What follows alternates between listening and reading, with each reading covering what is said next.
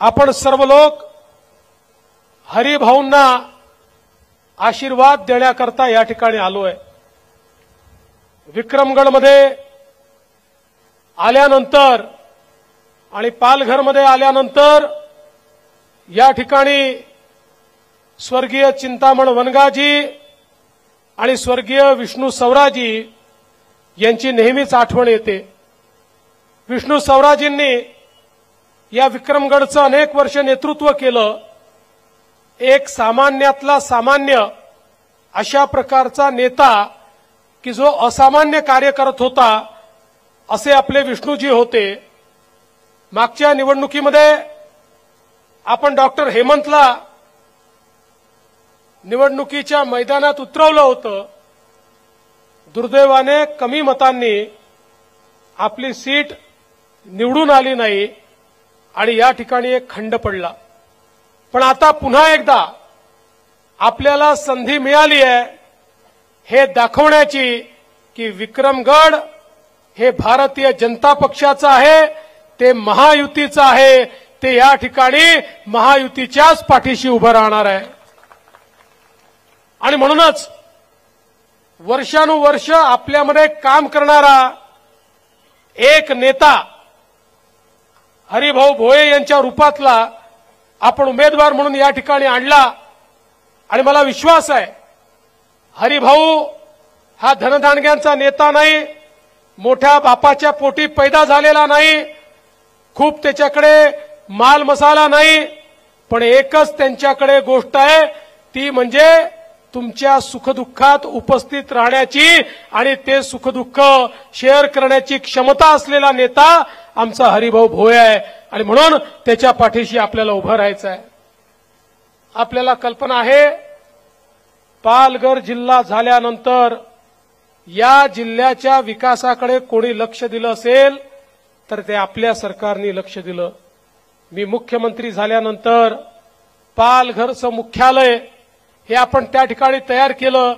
मी सांगितलं हा जिल्हा मागास आहे, हा जिल्हा आदिवासी आहे, हा जिल्हा कुपोषित आहे, पण या जिल्ह्याचं मुख्यालय महाराष्ट्रातलं सगळ्यात चांगलं मुख्यालय असलं पाहिजे। आणि महाराष्ट्रातलं सगळ्यात चांगलं मुख्यालय हे आम्ही या पालघर जिल्ह्याचं तयार केलं।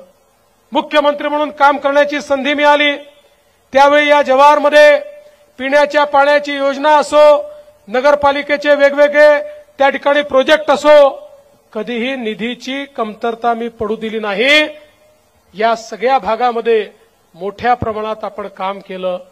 आणि आताच विवेक भाऊंनी सांगितलं विशेषतः आमच्या आदिवासी समाजाकरता वेगवेगळ्या योजना या ठिकाणी आपण राबवल्या। कुपोषणावर आपण त्या ठिकाणी खऱ्या अर्थानं कशी मात करता येईल याचं सायंटिफिक काम आपण करून दाखवलं आणि त्यामुळे मोठ्या प्रमाणात कुपोषण कमी आपण आणलं। जे मिशन विवेक भाऊंच्या नेतृत्वात आपण सुरू केलं होतं त्याच्यामुळे कुपोषणाच्या नकाशावरनं आपलं नाव बऱ्यापैकी आपण कमी करू शकलो आणि खऱ्या अर्थानं आदिवासी समाजाला न्याय देऊ शकलो। खरं म्हणजे मला सांगितलं पाहिजे एक महत्वाची गोष्ट आपण या ठिकाणी केली। विवेक भाऊ माझ्याकडे आमच्या कातकरी समाजाच्या लोकांना घेऊन आले। आमच्या कातकरी समाजाच्या लोकांना सरकारने जमीन तर दिली होती पण दुर्दैवाने काही धनदांडग्यांनी त्यांची जमीन बळकावली होती।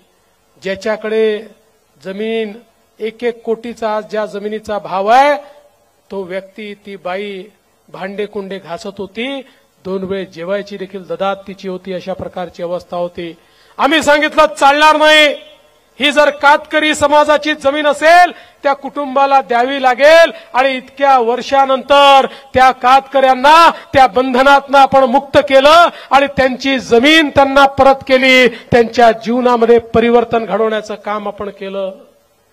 आज आपण पाहू शकतो 36 लाख एकराचे वनपट्टे आदिवासी समाजाला एकट्या पालघर जिल्ह्यामध्ये आपण दिले आणि नुसते पट्टे देऊन थांबलो नाही तर सर्व प्रकारच्या योजना आपण त्या ठिकाणी लागू केल्या।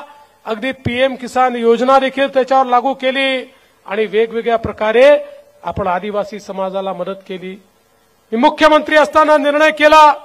खरं म्हणजे मी तर पहिल्यांदा रवींद्र चव्हाणांचे आभार मानेन की त्यांनी यावेळी पालकमंत्री म्हणून या ठिकाणी ज्या आमच्या आश्रमशाळा आहेत त्या विविध आश्रमशाळांमध्ये अतिशय चांगल्या प्रकारचं काम केलं.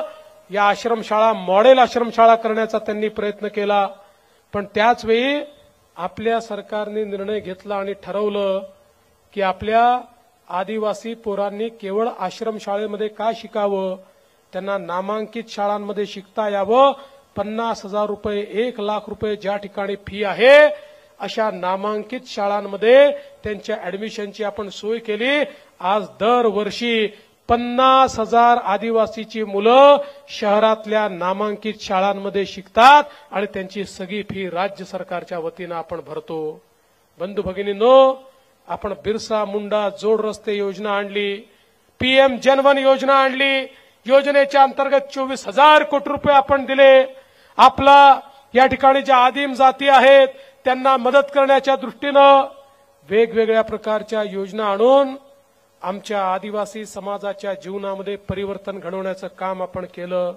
खरं म्हणजे आपल्याला कल्पना आहे, या ठिकाणी काँग्रेस असेल, शरद पवारजी असतील, या ठिकाणी उबाठा सेना असेल, 75 वर्षानंतर या देशामध्ये पहिल्यांदा मोदीजींनी सांगितलं भारतीय स्वातंत्र्याचे 75 वर्ष होत आहेत आणि आमच्या संविधानाचं जर खऱ्या अर्थानं आपल्याला त्या ठिकाणी महोत्सव करायचा असेल तर देशामध्ये पहिल्यांदा एक आदिवासी राष्ट्रपती झाल्या पाहिजेत आणि द्रौपदी मुर्मूंना त्या ठिकाणी राष्ट्रपती बनवण्याचा निर्णय घेतला.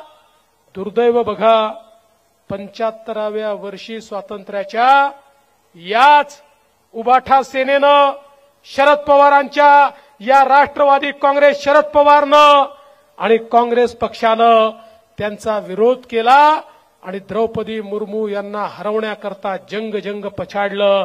पण तुमच्या सगळ्यांच्या आशीर्वादानं या देशामध्ये द्रौपदी मुर्मूजी राष्ट्रपती झाल्या आणि या ठिकाणी नरेंद्र मोदीजी पुन्हा प्रधानमंत्री झाल्यानंतर द्रौपदी मुर्मूजींच्या समोर शपथ घेण्याकरता ते उभे राहिले आणि देशाच्या प्रधानमंत्र्याला एका आदिवासी आमच्या राष्ट्रपतींनी शपथ दिली. देशाच्या मुख्य न्यायाधीशाला आमच्या द्रौपदी मुर्मूजींनी शपथ दिली. सर्वोच्च पदावर आज आमची महिला त्या ठिकाणी बसवण्याचं काम हे भारतीय जनता पार्टी आणि महायुतीने केलं.